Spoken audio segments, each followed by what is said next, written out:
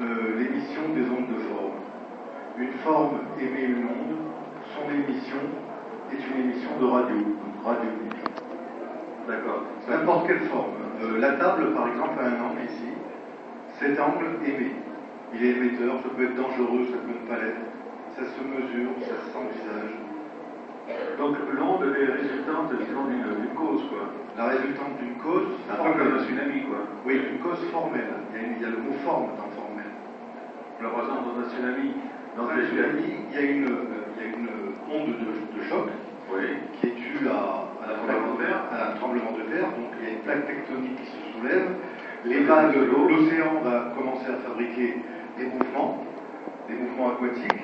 Ça va fabriquer des vagues. Le mot tsunami veut dire vague en vérité, en japonais. Et la forme de la vague va émettre dans l'univers une onde qui va renforcer la production de négativité ou de positivité. Alors, ça aussi, c'est là où il faut savoir l'interpréter, quoi. Exactement.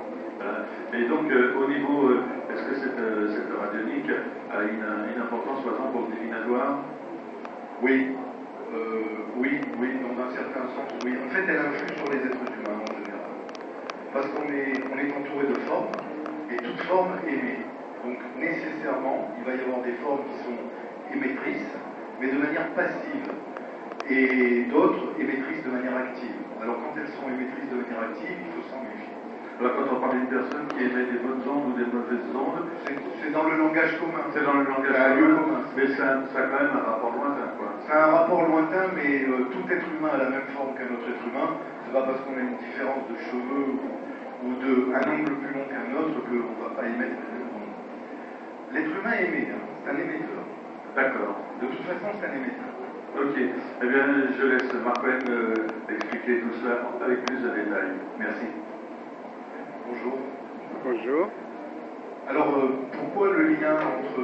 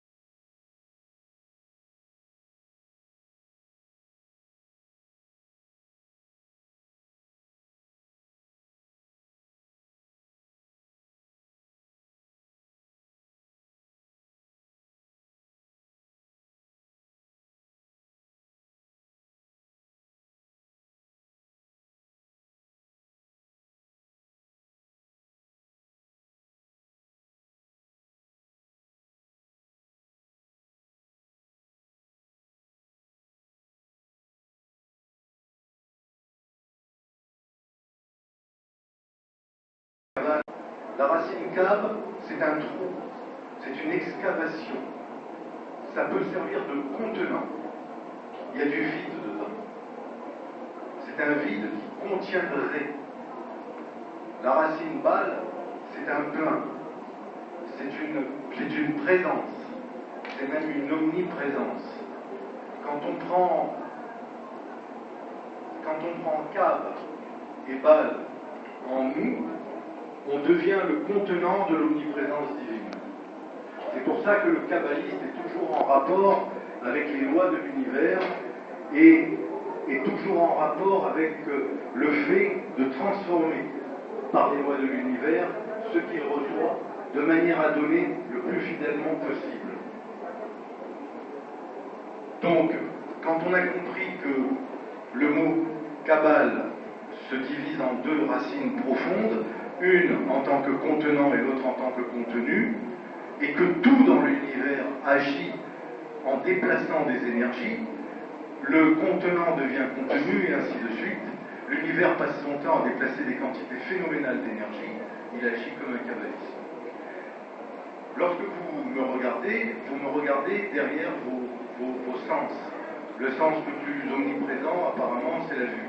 Donc vous êtes exactement comme une entité qui regarde derrière les yeux, dans un quelque part de vous-même, et ce quelque part de vous-même qui vous permet d'objectiver ce que vous regardez, vous le recevez. Cette réception ne peut pas être reçue telle qu'elle est véritablement. Elle va donc être filtrée. Le filtre est une obligation pour recevoir la dimension universelle, quelle qu'elle soit, et à quelque niveau que ce soit. On ne peut jamais recevoir en tant qu'être humain, jamais, c'est une loi, jamais recevoir directement. Si on reçoit directement, on est ce que l'on reçoit. Donc, comme on n'est pas ce que l'on reçoit, on est obligé de filtrer. L'être humain se comporte comme une boîte à 5 trous. Les 5 trous étant les 5 sens. Dans ces sens vont rentrer des informations. Ces informations sont des lumières. Donc l'être humain n'est rien d'autre qu'une boîte à dimension lumineuse. Les lumières vont rentrer, et pour ne pas que les lumières disloquent la boîte, on met des filtres. Exactement comme si on mettait un filtre pour regarder le soleil. Parce que si on regardait le soleil directement, on se broie les yeux. C'est la même chose. Et à l'intérieur de cette boîte, il y a un cœur et un cerveau. Donc une dimension émotionnelle, une dimension plus intellectuelle.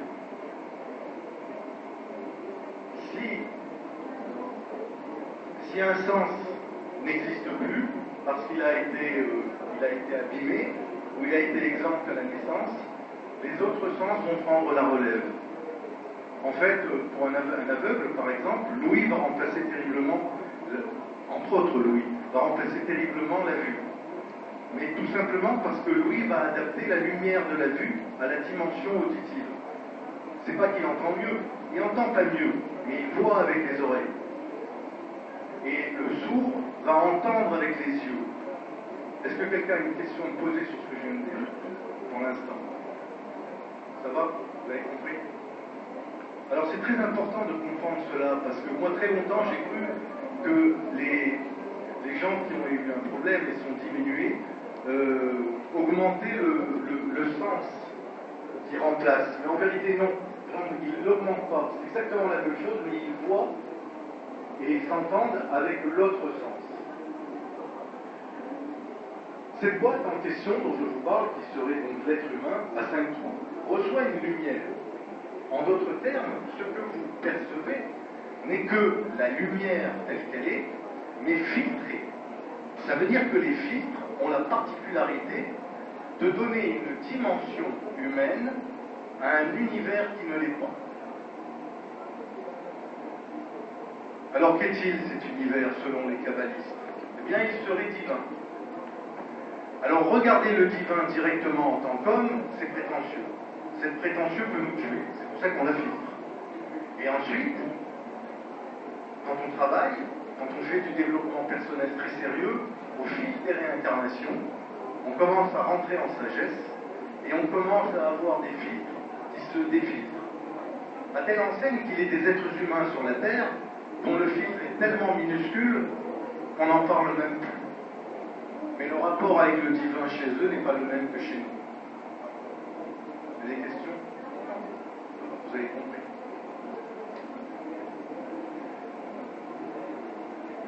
Ce dont je vous parle, je l'ai vécu et je le vis.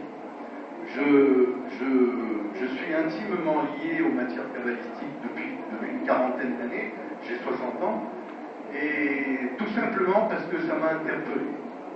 Je trouvais ça très intéressant de chercher pour trouver. J'ai cherché dans toutes les dimensions de la spiritualité, et je me suis arrêté aux matières kabbalistiques, d'abord parce que ma famille avait une obédience qui se rapprochait, le judaïsme, de l'étymologie de la Kabbale, mais c'est pas pour ça, c'est surtout parce que ça m'a parlé, véritablement parlé. Et donc, ayant été intéressé, vous pensez bien que j'ai lu tout ce qui a pu se produire pendant des années, en français et en anglais, parfaitement anglais. Donc, je n'ai eu aucun problème à comprendre ce que les anglo-saxons pouvaient écrire. Et très sérieusement, aujourd'hui, je l'ai lu, le livre il est là, une collection de 20 000 livres chez moi à peu près, et je ne lis plus, pratiquement pas. Parce que ce que j'ai compris me suffit. J'ai compris quoi? Qu'il n'y avait rien de mieux que de recevoir pour donner. Si je reçois que pour moi-même, je vais disloquer la boîte que je suis à 5 trous, et je vais abîmer les filles qui sont devant. Donc je rends ce que je reçois. Bien entendu, ce que je reçois va me nourrir. Ce que je reçois va élever mon âme. Ce que je le vois va me faire monter en conscience. Et va être le fruit aussi d'une expérience prolixe. Mais jamais je ne garderai ce que j'ai reçu tel quel. Parce que j'ai compris que c'est ainsi qu'on disparaît. Si on veut réaliser son apparence en étant, il faut rendre ce que l'on reçoit, tout simplement. Donc, le plus grand enseignement que j'ai reçu dans ma vie, je suis rien de moins que docteur en physique, le plus grand enseignement, ça n'est que le fait de recevoir pour donner. Et ça, c'est quelque chose qui a été une révélation dans ma vie. Force est de constater que je n'ai pas trop raté ma vie, et ce que je fais aujourd'hui me convient et me plaît. Mais j'ai pas fini. J'ai encore des filtres à défiltrer. Je suis encore dans le chemin de mon âme et le chemin de mon expérience. Et je ne suis qu'un très modeste étudiant dans cette vaste industrie. Mais le peu que j'ai compris, parce que je me suis adonné à cette immensité universelle et spirituelle, m'a permis de m'élever à la hauteur de la dignité d'un homme. Être un homme, c'est déjà quelque chose, je peux vous garantir. Voilà. Alors sur la Kabbale, je pourrais vous dire, je pourrais écrire 300 livres, mais c'est pas le propos. D'abord, j'ai pas le temps, et puis c'est pas intéressant. On a associé la Kabbale aux lettres hébraïques, on a associé la Kabbale à l'angéologie, on a associé la Kabbale à des dimensions spirituelles qui ne sont pas kabbalistes. On a fait n'importe quoi. Bon, peu importe, ce n'est pas grave. Ce qu'il faut savoir, c'est que du temps de Moïse, je pense que tout le monde a entendu parler de Moïse, le dit Moïse aurait reçu carrément des mains de Dieu une révélation.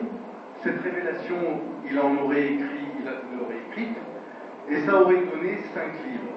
Je dis ça aurait parce que je parle au conditionnel, parce que je n'étais pas là-bas. Mais j'ai tellement envie de parler au présent, j'y crois tellement que ça me berce ma vie. Mais je reste quand même prudent. Parce que quand j'ai reçu, j'avais le devoir de donner. Mais je ne donne pas n'importe comment. Je donne en filtrant. Et un des grands filtres de l'humanité, c'est la dimension de la parole. Parler, c'est créer. Si je parle au présent, et si je parle au conditionnel, je ne crée pas la même chose. En tout cas, je ne crée pas une catastrophe. Je ne crée pas un tsunami dans l'esprit des gens. Excusez-moi.